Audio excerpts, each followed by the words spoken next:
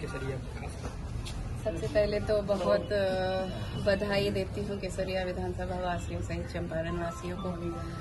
पहला चंपारण का विजिट चुनाव जीतने के बाद माननीय मुख्यमंत्री जी ने किया, चंपारण आए और उन्होंने केसरिया विधानसभा चुना।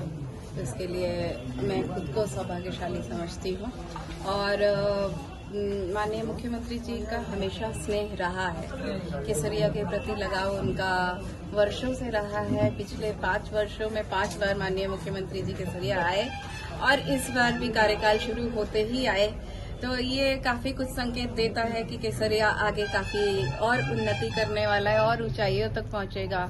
आज जो स्ट्रक्चर है बौद्ध स्तूप का प्रतिबिंब, वो 25% साइज का रेप्लिका है, उसका निरीक्षण करने आए थे और इसका काम अगले 6 महीने में पूरा हो जाएगा। काफी डिटेल में उन्होंने समझा कि कैसे हो रहा है, कितने सीट हैं, यहाँ क्या क्या होगा, तो काफी चीजें हो रही है। एक बहुत बड़ा पर्यटन का ये हब बनेगा, ये इसकी शुरुआत हो चुकी है 2 साल पहले, ठीक 2 साल पहले 12 दिसंबर 2023 को माननीय मुख्यमंत्री जी ने उसका शिलान्यास किया था और जहां हम खड़े हैं कैफेटेरिया का, इसका उद्घाटन किया था।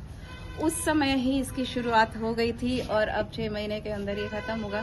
तो और काफी आगे की भी योजनाएं माननीय मुख्यमंत्री जी चर्चा कर रहे थे और हमारी भी जब मैं पहले मिली थी बात हुई थी और हम लोगों ने भी मांग की है, उस पे भी काफी काम सीरियसली हो रहा है। जैसे कि यहाँ के लोगों की मांग थी कि खजूरिया को प्रखंड बनाना है, उसकी भी बात हुई है, हमने लिख के भी दिया है और उस पर भी काफ़ी सकारात्मक चर्चा हो रही है। और हम लोगों के बौद्ध स्तूप के सौंदर्यीकरण के लिए प्रोग्राम में नहीं था कि स्तूप का निरीक्षण करने जाएंगे, लेकिन खुद ही गए और अंदर कह रहे थे कि इसको लाइटिंग कराना और करवाना ज़रूरी है, तो हम लोग लिख के देते हैं एएसआई को, एएसआई से करवाना है, तो उसके लिए भी हम लोग लगे हैं। कितने करोड़ की ये लागत है जो बन रही है? ये 22 करोड़ के लागत की योजना है, 22 पॉइंट समथिंग की, और इसमें और भी चीज़ों की बात हो रही है। काफ़ी बात हो रही थी, चर्चा हो रही थी कि काफ़ी ज़मीन है तो हम इसको कैसे अच्छे से डेवलप कर सकते हैं। साथ ही साथ बौद्ध स्तूप के आसपास के एरिया को भी डेवलप करने की बात हो रही है।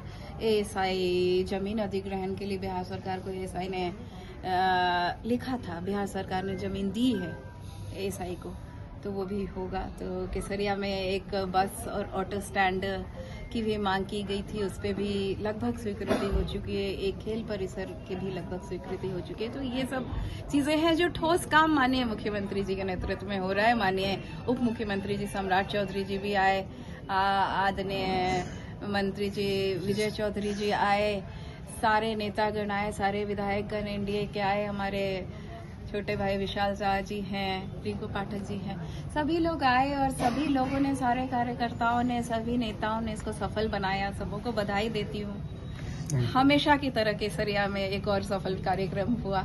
आप सबों को भी, मीडिया बंधुओं को भी बधाई देती हूँ।